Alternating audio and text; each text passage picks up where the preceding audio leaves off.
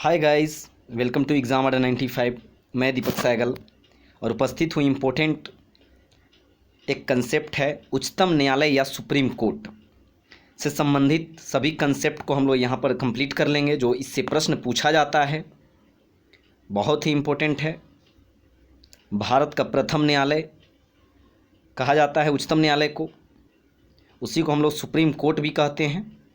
तो please channel को अगर सब्सक्राइब नहीं किए हुए हैं तो सब्सक्राइब कर दीजिएगा और नोटिफिकेशन बेल को प्रेस कर लीजिएगा।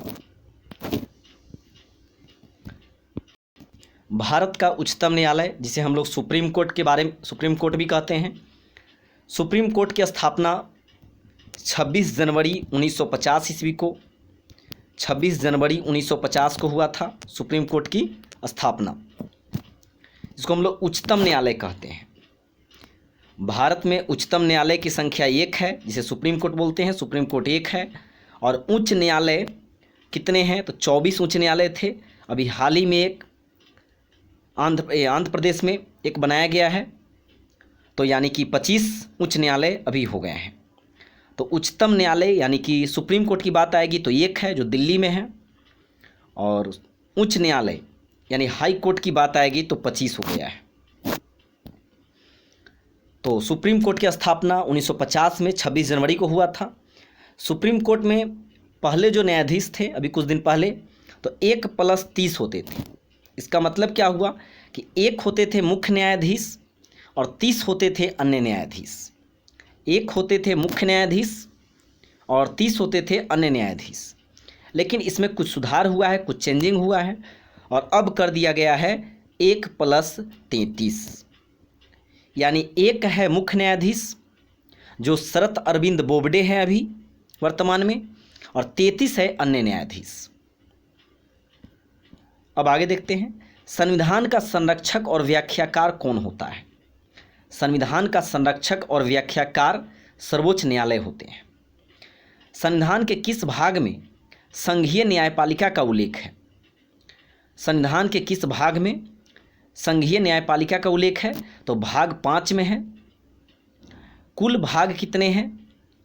तो कुल भाग 22 हैं। किस अधिनियम के अंतर्गत सर्वोच्च न्यायालय की स्थापना हुई थी? अधिनियम पूछा जा रहा है, तो किस अधिनियम के अंतर्गत सर्वोच्च न्यायालय की स्थापना हुई थी? Regulating act 1773। रेगुलेटिंग एक्ट 1773 के तहत सर्वोच्च न्यायालय की स्थापना, सुप्रीम कोर्ट की स्थापना हुई थी। उच्चतम न्यायालय में न्यायाधीशों की संख्या में वृद्धि करने का अधिकार किसको है?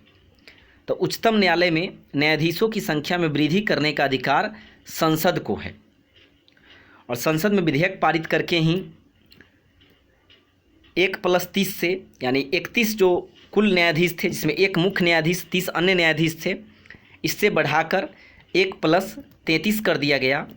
1 न्यायाधीश मुख्य न्यायाधीश और 33 अन्य न्यायाधीश कर दिया गया। वर्तमान में सर्वोच्च न्यायालय में कुल न्यायाधीश सहित, पहले का क्वेश्चन है, वर्तमान में सर्वोच्च न्यायालय में मुख्य न्यायाधीश सहित न्यायाधीशों की कुल संख्या कितनी है? तो 31 बताया जा रहा है, जो 1+30 के हिसाब से सही था, लेकिन अब हो जाएगा 34, यानी 1+33। तो अब करेक्ट आंसर 34 होता है इस प्रश्न का। सर्वोच्च न्यायालय के न्यायाधीश की नियुक्ति कौन करता है? तो राष्ट्रपति करते हैं, जो अभी रामनाथ कोविंद है। सर्वोच्च न्यायालय के न्यायाधीश की नियुक्ति कौन करते हैं? तो राष्ट्रपति करते हैं। उच्चतम न्यायालय के न्यायाधीशों की सेवानिवृत्ति की आयु क्या होती है? उच्चतम न्यायालय के न्यायाधीशों की सेवानिवृत्ति की आयु 65 वर्ष होती है, 65 ईयर्स। सर्वोच्च न्यायालय का गठन एवं उसकी शक्तियाँ व न्यायाधीश को हटाने की विधि किस देश के संविधान से ली गई है? सर्वोच्च न्यायालय का गठन एवं उसकी शक्तियाँ व न्यायाधीशों को हटाने की विधि किस देश के संविधान से ली गई है? तो अमेरिका से ली गई है। और भी यहाँ से कुछ लिया गया है। न्यायिक पुनरीक्षण की बात आएगी। न्यायिक पुनरीक्षण अमेरिका से ही लिया गया है। मौलिक अधिकार अमेरिका से ही लिया गया है। मौलिक अधिकार, फंडामेंटल राइट्स, अमेरिका से लिया गया है। लेकिन मौलिक कर्तव्य रूस से लिया गया है। क्या सेवानिवृत्त के बाद सर्वोच्च न्यायालय के न्यायाधीश किसी जगह वकालत कर सकते हैं? ये भी प्रश्न बहुत पूछा जाता है। क्या सेवानिवृत्ति के बाद सर्वोच्च न्यायालय के न्यायाधीश किसी जगह वकालत कर सकते हैं? नहीं कर सकते हैं। किस अनुच्छेद में उच्चतम न्यायालय के परामर्शदाता बनाया गया है? किस अनुच्छेद के द्वारा उच्चतम न्यायालय को परामर्शदाता बनाया गया है? तो अनुच्छेद 143 के तहत। न्यायिक पुनर्वलोकन का अधिकार किसे है? तो यह स्वतंत्र है। न्यायिक पुनर्वलोकन का अधिकार कैसा है अधिकार? तो स्वतंत्र अधिकार है जो सर्वोच्च न्यायालय को प्राप्त होता है। और न्यायिक पुनरीक्षण ये लिया गया है अमेरिका से। सर्वोच्च न्यायालय के जजों का वेतन किससे आहरित होता है? तो संचित निधि से। सर्वोच्च न्यायालय के जजों का जो वेतन होता है वो कहाँ से आता है? तो संचित निधि से आता है। सर्वोच्च न्यायालय के न्यायाधीशों को उसके पद से कैसे हटाया जा सकता है? तो सर्वोच्च न्यायालय के न्यायाधीश को उसके पद से महाभियोग के द्वारा हटाया जाता है। राष्ट्रपति को भी अनुच्छेद 61 के तहत महाभियोग के द्वारा ही हटाया जाता है। अगला प्रश्न है, भारत के प्रथम मुख्य न्यायाधीश कौन थे? हीरालाल जे कानिया थे। हीरालाल जे कानिया भारत के प्रथम मुख्य न्यायाधीश थे। और अभी पूछा जाए भारत के वर्तमान मुख्य न्यायाधीश कौन है? तो शरत अरविंद बोबडे है, शॉर्ट नेम SA बोबडे।